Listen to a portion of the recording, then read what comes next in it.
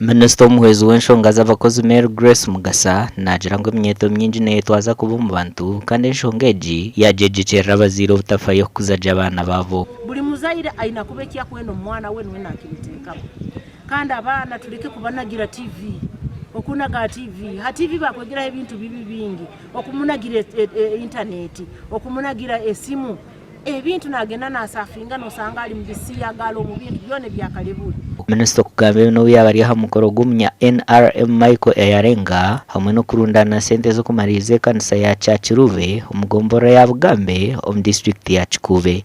Ningoza kushima okutiisa muno Mary Mugasa Minisita wa Public Service, Minisita w'abakozi abopayo bwire n'abakuru bona abanyapolisi bamemba ba parliament ba chairman LC5 hai haba muri bona babayo bakura abayirani mu bayo wa mashinga abayiro hamwe n'abakozi.